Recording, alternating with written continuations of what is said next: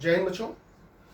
आप लोगों ने पिछले वीडियोस में बेटा वेन डायग्राम और इनइक्वलिटी टॉपिक पढ़ा था। आपको मैंने उसमें जो भी इंपॉर्टेंट पॉइंट्स थे या इंपॉर्टेंट क्वेश्चंस थे मैंने आपके साथ डिस्कस किए थे। और आज हम लोग एक और भी इंपॉर्टेंट टॉपिक है हमारा डाइस, उसको लेकर चलते हैं। बेसिकली हम लोग का ये परसेप्शन होता है कि डाइस जो है वो केवल बैंकिंग में नहीं आता, बाकी सारे एग्जाम्स में आता है। बट मैं आपको बता दूं, अगर एक तरीके से देखा जाए तो ये बैंकिंग में भी आता है।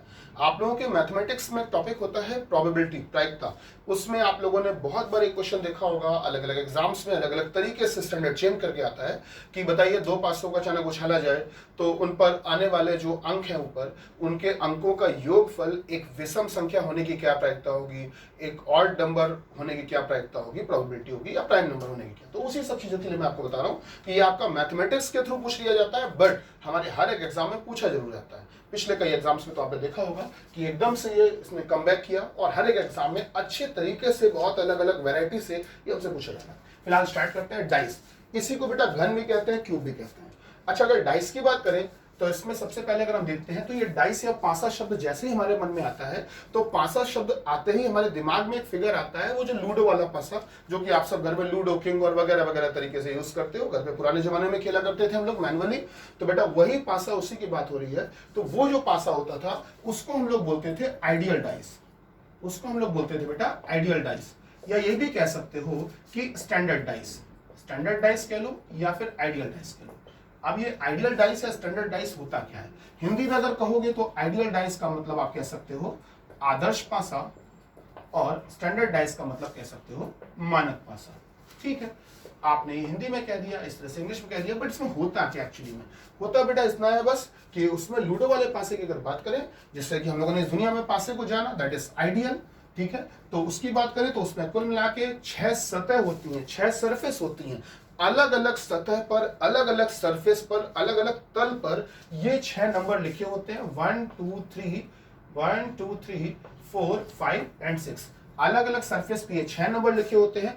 खास बात होती है आदर्श पासे या मानक पासे की बेटा, वो ये होती है इंपॉर्टेंट बात कि इसमें दो विपरीत सतह, ध्यान से सुनना बेटा, दो विपरीत सतहों के अंकों का योगफल, दो विपरीत सतहों के अंकों का योगफल हमेशा कितना होता है बेटा? हालांकि ये सब आपको पहले से पता होगा, मैं इधर पे लिख रहा हूं, आपने अपने मन से पॉइंट पूरा भी कर दिया होगा। दो विपरीत सतहों के अंकों का योगफल 7 होता है। ठीक है, 7 होता है। मतलब ये कि in a standard dice, in an ideal dice, sum of opposite surfaces always be 7।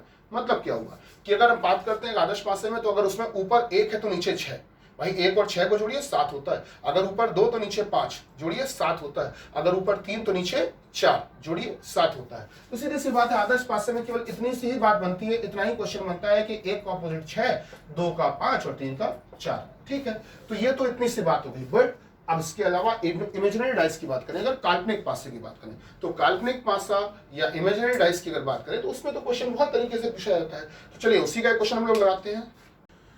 बच्चों, अभी आप लोगों ने आइडियल डाइस या स्टैंडर्ड डाइस के बारे में देखा, जिसमें कि हम लोग जानते हैं ये सब चीजें फिक्स है, पहले से ही सबको पता होता है कि डाइस जब इस दुनिया में आया, पासा जब हम लोगों ने पहली बार सीखा या पढ़ा, तो 1 का विपरीत 6, 2 का 5 और 3 का 4, जिसमें कि विपरीत चीजों को जोड़ने पर, ऑपोजिट सरफेस को जोड़ने पर हमेशा क्या आता है बेटा? 7 आता है। आप कुछ छोटे छोटे पॉइंट्स और देख लेते हैं, आप इससे वेल नोन है, लेकिन मैं आपको एक बेसिक प्रिपरेशन के साथ मैंने प्रॉमिस किया था, बेसिक टू एडवांस लेवल, इसीलिए मैं आपको सारी चीजें बता रहा हूं। जल्दी से पहला पॉइंट देखते हैं। इस नोट पे हम लोगों ने ये देख रहे हैं, इसमें लिखा हुआ है किसी पासे के दिए गए दो चित्रों में जब केवल एक चीज कॉमन होती है, ध्यान देना बेटा, जब केवल एक चीज कॉमन होती है तो उस कॉमन चीज का ऑपोजिट मतलब विपरीत, उस कॉमन चीज का विपरीत हमेशा वो होता है जो उन दोनों ही चित्रों में नहीं दिख रहा होता है। मतलब ये कि if a single element is common between two given figures of a dice, then the opposite of this element always be the absent element, invisible element। हमेशा वो होता है जो दोनों चित्रों में नहीं दिख रहा होता। जैसे एग्जांपल देखिए बेटा, हमने एक डाइस के 2 फिगर बनाए। अच्छा, ये क्यों बनाए? ध्यान देना, पासे का मैंने भी थोड़ी थोड़े पहले आपके सामने पासे का अगर एक चित्र ऐसे बनाया जा सकता है, डाइस को अगर इस तरह से दिखाया जा सकता है, तो ये थोड़ा सा बनाने में टाइम भी लेता है, हमारा टाइम टेकिंग होता है। इसलिए हम लोग थोड़ा सा इसको इजी वे में अगर बनाना चाहें तो इस तरह से बना सकते हैं कि हम लोगों ने ऐसे वाई बनाया और नीचे लाइन पूरी कर दी। ये भी एक पासे का चित्र माना जा सकता है, इसीलिए मैंने उस फॉर्मेट में बनाया।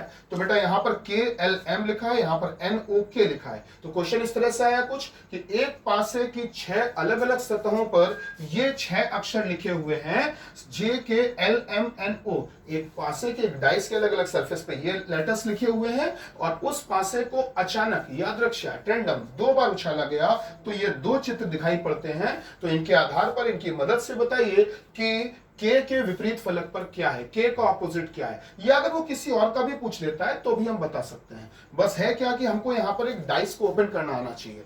अच्छा, इसमें इंपॉर्टेंट पॉइंट क्या है बेटा, अगर के का ऑपोजिट पूछता है तो पेन चलाने की भी जरूरत नहीं है। अगर के का ऑपोजिट पूछता है तो बेटा पेन भी मत चलाना, आंसर आपके सामने ही आ जाएगा। ध्यान देना, ऊपर पॉइंट में क्या लिखा हुआ है कि अगर केवल एक चीज कॉमन हो तो जल्दी से देखो दोनों में कॉमन क्या है बेटा, इन दोनों में केवल एक चीज कॉमन है, वो है के। ठीक है, अच्छा ऐसा कौन सा अक्षर है जो दोनों में नहीं दिख रहा है, ना इसमें दिख रहा है ना इसमें दिख रहा है, दोनों में नहीं दिख रहा है। तो बेटा देख सकते हैं इन दोनों में ही जो अक्षर नहीं दिख रहा है वो कौन सा है बेटा, आपका अक्षर वो जे है।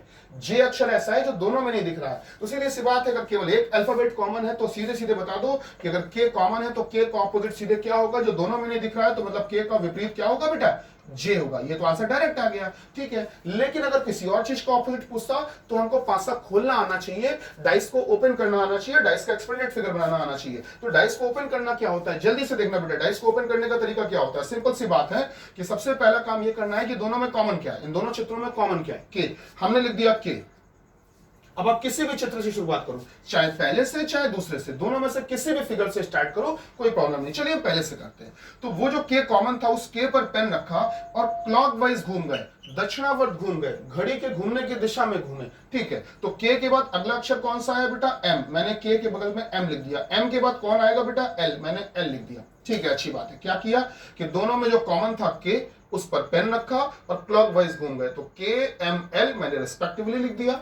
अब इसी तरह से अब इस पे आइए, क्या चीज कॉमन थी, के पर पेन रखा और पेन रखकर फिर से क्लॉकवाइज घूम गए। अच्छा, एक और बात बताना चाहूंगा, जरूरी नहीं कि मैंने क्लॉकवाइज घुमाया तो आप भी क्लॉकवाइज घुमाएं, आप एंटी क्लॉक घुमा दीजिए, आंसर सेम आता है दोनों से।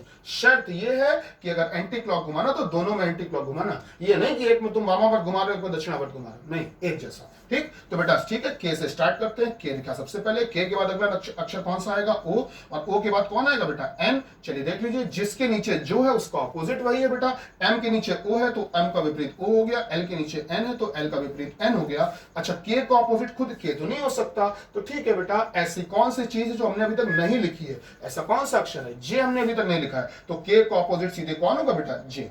अच्छा, पासे को खोलने का अगर एक तरीका ये होता है तो एक तरीका और भी होता है जो वेल नोन है, पेपरों में ज्यादातर उसी से क्वेश्चन बनते हैं। देखना कैसे बेटा, हमने काम किया, सबसे पहले इस तरह से 4 बॉक्स बनाए, इस तरह से 4 खाने बनाए बेटा। हमने सबसे पहले 4 खाने बनाए, एक खाना इसके ऊपर जोड़ दिया, एक खाना इसके नीचे जोड़ दिया बेटा। इस तरह से हमने 6 ब्लॉक्स बना दिए और इसमें भी पासे को भरा जाता है। ये भी पासे का एक प्रसारित चित्र या एक्सपेंडेड फिगर होता है। ठीक है, थोड़ा सा बनाने में लोगों को ये कन्वीनियंट, ये सरल वाला यही रहता है, इसलिए लोग ये बनाते हैं, अदरवाइज एक्चुअल में क्वेश्चन इस तरह से ज्यादा पूछे जाते हैं बेटा। तो देखिए बेटा, इसमें होता क्या है, जो ये ऊपर वाला ब्लॉक है, ऊपर वाला खाना, ये जरूरत के हिसाब से सुविधा के अनुसार इधर उधर खिसकाया जा सकता है, चेन मेथड के अकॉर्डिंग।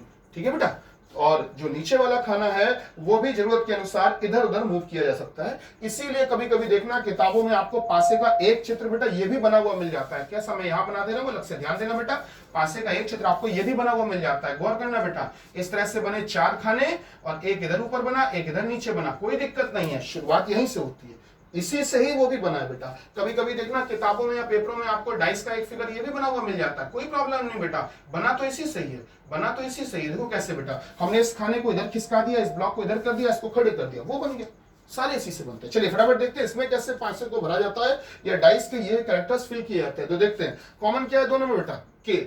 तो हमने के को यहां लिखा बीच में, शुरुआत ध्यान रखना, पासे को फिल करने के लिए इसी को अप्लाई करना। ये नहीं कि अब सर इसमें अगर पासे को भरना हो तो कैसे बने, इसमें भरना हो तो कैसे बने, कोई जरूरत नहीं है। आपको जब वो कह रहा है कि 2 ये फिगर दिया पासे को भरो, तो हम क्यों कॉम्प्लिकेटेड फिगर में जाए, हम तो इजी वाले में जाएंगे जिसमें जल्दी भर जाए। क्यों हम ज्यादा चीजों को कहीं ना कहीं डिस्ट्रक्टिव करते जाए। फटाफट देखते हैं दोनों में कॉमन क्या है बेटा, के। के लिख दिया। अब हमको यहां पर अगर क्लॉकवाइज घूमे तो बेटा इसमें भी क्लॉकवाइज ही घूमेंगे। फटाफट देखते हैं के के बाद अगला अक्षर कौन सा आया था, एम।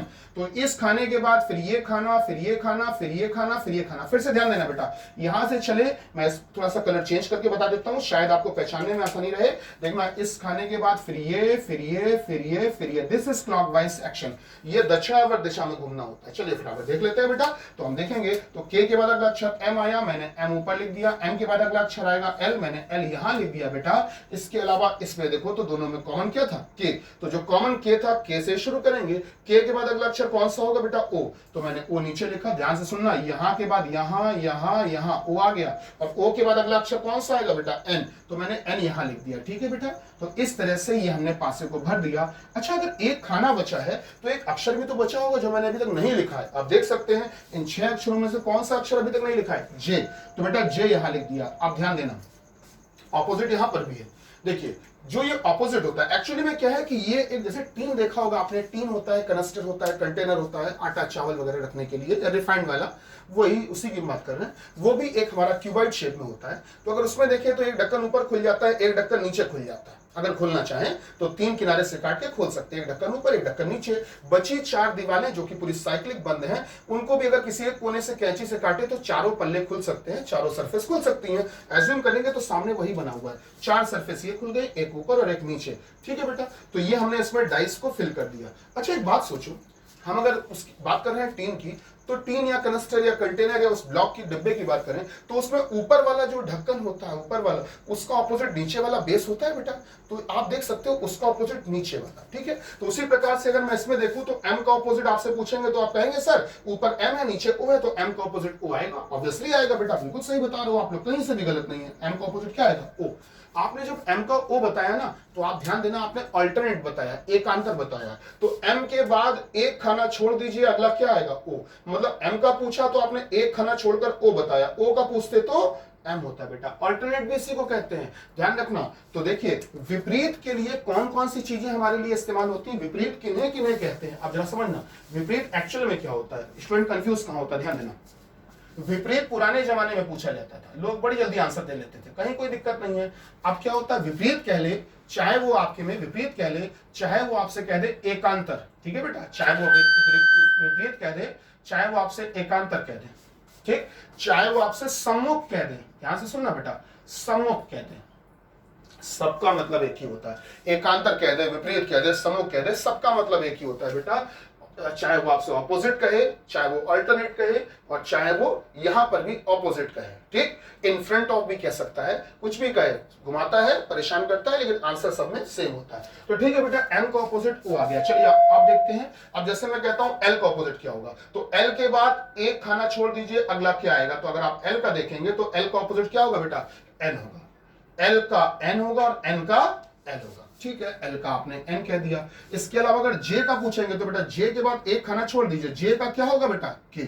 जे का ऑपोजिट के, या के का पूछेंगे तो जे होगा। तो चेक करिए, जे का के आ रहा है तो पहले भी तो आ रहा था, वो डायरेक्ट भी तो आ रहा था, आपके इस पॉइंट के अकॉर्डिंग भी आ रहा था। तो ये एक तरीका होता है पासे को खोलने का, इसको आप बार बार रिवाइज करके देख सकते हैं। चलिए, तो बच्चों अभी आप लोगों ने एक कॉमन वाला क्वेश्चन लगाया जिसमें कि एक चीज कॉमन होती है। तो इस तरह से हम लोग उस कॉमन चीज का, सिंगल जो कॉमन चीज हमारी होती है उसका ऑपोजिट डायरेक्ट बता सकते हैं। डाइस को ओपन करने का भी मैंने आपको तरीका बताया। डाइस को ओपन करने का ये तरीका होता है और एक ये तरीका होता है बेटा। ठीक है, ऑब्वियसली लोग इसको ज्यादा प्रेफर करते हैं क्योंकि ये इसको कुछ डायग्राम नहीं बनाना पड़ता, और इसको लोग अलग अलग तरीके से क्वेश्चन लगा लेते हैं। लोग इस के को क्या करते हैं कि जब हमको के देखना है तो इस तरह से घुमा लेते हैं इसी में ही, और इसी में घुमाकर के को यहाँ पर ले आते हैं। तो बेटा ऊपर वाले का ऊपर वाला, इधर वाले का इधर वाला, डायरेक्ट ये भी कर लेते हैं। अलग अलग मेथड होते हैं। चलिए यहाँ पर आते हैं बेटा। अच्छा, इसमें हाँ एक चीज आपको और बता दें, कई लोगों के मन में क्वेश्चन चल रहा होगा कि सर अगर हम डाइस को ओपन इसमें करना चाहते हैं तो कैसे करें। तो बेटा इसमें ओपन करने की कोई जरूरत नहीं है आपको, ओपन आप इसी में ही करना। उसमें अगर क्वेश्चन पूछेगा तो किस तरीके से पूछेगा देखना। जैसे क्या हुआ कि एक डाइस का फिगर हमको दिया गया जिसमें यहाँ पर लिखा था 2, यहाँ पर 4, यहाँ पर 6, यहाँ पर 8, यहाँ पर 10 और यहाँ पर 12 मान लेते हैं। तो हमसे पूछेगा तो ऑपोजिट पूछेगा इसमें कि बताइए 2 का ऑपोजिट क्या, 4 का क्या, वगैरह वगैरह। तो चलिए देख सकते हैं जल्दी से। 4 का विपरीत पूछेगा तो 4 का विपरीत होगा 8। मैंने क्या बताया था, जिसका विपरीत पूछे उसके बाद आप एक खाना छोड़कर बताइएगा। 4 का विपरीत 8, 8 का ऑपोजिट 4, तो 8 का 4, 4 का 8, 6 का विपरीत 10, 10 का 6, बचा क्या क्या 2, तो 2 का विपरीत क्या होगा 12। अच्छा अगर मान लो किसी ने पूछा कि सर 6 का विपरीत 10 आपने इधर से तो कह दिया, इधर से भी हो सकता था, तो बिल्कुल हो सकता है। 6 का विपरीत बताओगे तो अब इसके बाद का खाना ये 4 छोड़ दो, और अगला खाना अगर देखोगे तो साइक्लिक वे में घूमकर आएगा तो 10 ही, तो बेटा 6 का विपरीत क्या हो जाएगा 10। तो ये भी एक तरीका। चलिए अब देखते हैं बेटा दूसरा पॉइंट। तो पहला पॉइंट हो गया, दूसरे में क्या लिखा हुआ है कि किसी भी पासे के दिए गए दो चित्रों में अगर दो चीजें कॉमन होती हैं तो उन दोनों ही चित्रों में शेष बची हुई चीजें आपस में विपरीत होती है। इसमें लिखा हुआ है if two elements are common between the two given figures of a dice, then the remaining elements are opposite to each other। ये हमारा दूसरा पॉइंट है। चलिए देखते हैं, इसमें एग्जांपल भी मैंने आपके सामने दे दिया। तो बेटा PQR और PQS ये हमने क्वेश्चन आपको दिया हुआ है, ठीक है। तो बेटा इसमें अगर आप देखेंगे तो दोनों में कॉमन क्या क्या है, PQ दोनों में कॉमन है। तो बेटा अगर दोनों में PQ दो चीजें कॉमन है तो क्या क्या बच गया जो नहीं कॉमन है, तो बेटा बचा R और S। सीधे कह दो R का ऑपोजिट S, S का R। अच्छी बात है। अब मन में एक बात है कि सर ये तो आपने बता दिया कि दो कॉमन होती हैं तो शेष बची हुई चीजें आपस में ऑपोजिट होती हैं। तो अगर मान लीजिए इसको हम ओपन करना चाहें, डैश को ओपन करना चाहें, तो मैं आपको बता दूं अगर कभी भी किसी पासे के दिए गए दो चित्रों में केवल एक चीज कॉमन होती है तभी आप डाइस ओपन कर सकते हो। अगर एक चीज कॉमन होगी तभी ओपन कर सकते हो। अगर एक से ज्यादा कॉमन है तो भी ओपन नहीं कर सकते हो, और अगर एक भी कॉमन नहीं है तो भी ओपन नहीं कर सकते हो। हाँ ये पॉइंट जो है एक भी कॉमन नहीं है तो भी ओपन नहीं कर सकते हो, इससे रिलेटेड मैं बात आपको एक बात बताऊंगा, उसमें मैं आपको क्लियर कर दूंगा कि इस बार जो लोअर पीसेस का पेपर हुआ था उसमें कुछ भी कॉमन नहीं था बट डाइस ओपन हुआ था। तो वो एक कॉन्सेप्ट अलग है, मैं आपको बताऊंगा इसके बाद। खैर तो फिलहाल देखते हैं बेटा, तो आर का एस, एस का आर। अच्छा डाइस ओपन नहीं हो सकता, तो अगर मान लेते हैं एग्जामिनर ने पूछ दिया कि बताइए क्यू का ऑपोजिट क्या होगा, P का विपरीत क्या होगा, या S का विपरीत क्या होगा, तो S का तो आ ही गया मान लीजिए, तो P और Q का कैसे बता सकते हैं। तो चलिए उसको भी देख लेंगे हम लोग। फिलहाल इसी से रिलेटेड मैंने एक क्वेश्चन नीचे आपको और दिया है, उसमें क्या है कि 1 3 5 7 9 11 ये 6 हमारे नंबर्स दिए हुए हैं, अलग अलग सतह पे लिखे हुए हैं, और उस पासे को 2 बार उछाला गया। दोनों में जल्दी से देखते हैं इस पॉइंट के अकॉर्डिंग कितनी चीजें कॉमन है बेटा, दो चीजें कॉमन है। 1 3 दोनों में कॉमन है, तो 1 और 3 अगर दोनों में कॉमन है तो बेटा क्या क्या बच गया जो नहीं कॉमन है, 5 और 7। सीधे कह दो 5 का ऑपोजिट 7, 7 का 5। ठीक है, ये तो हमारा आंसर हो गया। अब मन में एक बात चल रही है कि सर जी 1 का बताइए, 3 का बताइए, तो बिल्कुल निकाल सकते हैं। तो देखिएगा जरा, अब 1 का ऑपोजिट बताना है तो हमारा मेथड क्या होता है ये समझना बेटा। पहला पॉइंट हो गया, दूसरा पॉइंट हो गया, तीसरा पॉइंट भी मैं आपको इसी क्वेश्चन के साथ में ही बता देता हूं। तीसरा पॉइंट क्या होता है वो नोट कर लेना बेटा, कि अगर ध्यान रखना किसी भी पासे के नोटिस करना बेटा, किसी भी पासे के दिए गए चित्र में, किसी भी पासे के दिए गए चित्र में विपरीत सतह मतलब ऑपोजिट सरफेस, ठीक है, विपरीत सतह एक साथ कभी नहीं दिख सकती हैं। विपरीत सतह एक साथ कभी नहीं दिख सकती हैं, कभी नहीं दिख सकती है, ठीक है। तो विपरीत सतह एक साथ कभी नहीं दिख सकती है, मतलब opposite surfaces never can be seen together in a dice, ठीक है। तो फिलहाल ध्यान देना बेटा, अब हमसे पूछा गया कि एक का ऑपोजिट बताइए। 6 चीजें दी गई थी, 6 नंबर्स दिए गए थे, और उस पासे को 2 बार उछाल के दिया गया और 1 का ऑपोजिट पूछा। मैंने कहा 1 का ऑपोजिट अभी देख लेते हैं कैसे आएगा बेटा। तो 1 का ऑपोजिट, अच्छा एक बात सोचो, एक का जो ऑपोजिट होगा, विपरीत होगा, वो होगा तो इन्हीं 6 चीजों में से। तो फिलहाल तो इन 6 चीजों को मैंने सामने लिख दिया, ठीक है। अब इनमें से होगा। अच्छा अब इस पॉइंट को अभी मैं यूज करूंगा, तो ध्यान रखिए इस पॉइंट का मतलब क्या है। ये कोई पॉइंट रटने या याद करने वाले नहीं है, ये प्रैक्टिकली हमारे होते हैं। तो ध्यान देना पॉइंट क्या है बेटा, कि अगर मैं आपको लूडो वाले पासे की बात करूं, बिल्कुल फैक्चुअल बात कर रहा हूं बेटा, कि अगर लूडो वाले पासे की बात करता हूं तो उसमें आप सभी जानते हैं आइडियल डाइस में अगर ऊपर 1 तो नीचे 6, 1 और 6 को जोड़कर 7 होता है। तो अगर ऊपर 1 तो नीचे 6, तो चलिए हम 1 देखते हैं। तो जब 1 देखेंगे तो क्या उसमें 6 दिख रहा होता है? नहीं दिख रहा होता है। तो दोनों विपरीत चीजें एक साथ तो नहीं दिख पा रही हैं। अब मन में खुरापात ना ले आना कि सर जी 1 को देखिए 1 दिख रहा है, और नीचे काम करिए मिरर शीशा लगा दीजिए तो शीशे में 6 दिख जाएगा।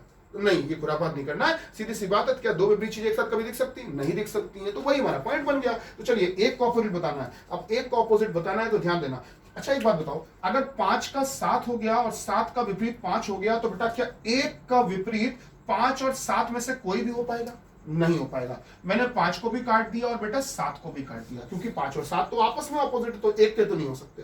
अच्छा ये बताओ, एक का ऑपोजिट खुद एक हो सकता है क्या? कभी नहीं हो सकता, तो बेटा एक को भी काट दिया। अब अच्छा, इस पॉइंट के हिसाब से अगर देखोगे तो बेटा, अगर पॉइंट के हिसाब से देखोगे, दोनों विपरीत चीजें एक साथ कभी नहीं दिखनी चाहिए। तो आप गौर करना बेटा, इस चित्र में एक भी दिख रहा है और 3 भी दिख रहा है। तो अगर 1 और 3 दोनों साथ में दिख रहे हैं, इसका मतलब एक का ऑपोजिट 3 तो नहीं हो सकता, और 3 का ऑपोजिट 1 तो नहीं हो सकता। तो बेटा 1 का ऑपोजिट 3 भी नहीं हो सकता, तो बचा क्या क्या? 9 और 11। आंसर आ गया, या तो 9 या 11 आपको ऑप्शन में देगा। और ऑप्शन किस तरह से देगा, जैसे मैं आपको बता देता हूं। जैसे पहला ऑप्शन दिया गया आपको, पहले ऑप्शन में उसने कहा कि 5, दूसरा ऑप्शन दिया उसमें कहा 9, तीसरे ऑप्शन में उसने हमसे कहा बेटा 11, और चौथे ऑप्शन में उसने हमसे कहा बेटा, चौथे ऑप्शन में उसने हमसे कहा कि या तो 9 या 11, इधर 9 और 11। ठीक है, तो 1 का ऑपोजिट पूछेगा तो आप कह दोगे चौथा ऑप्शन 9 या 11।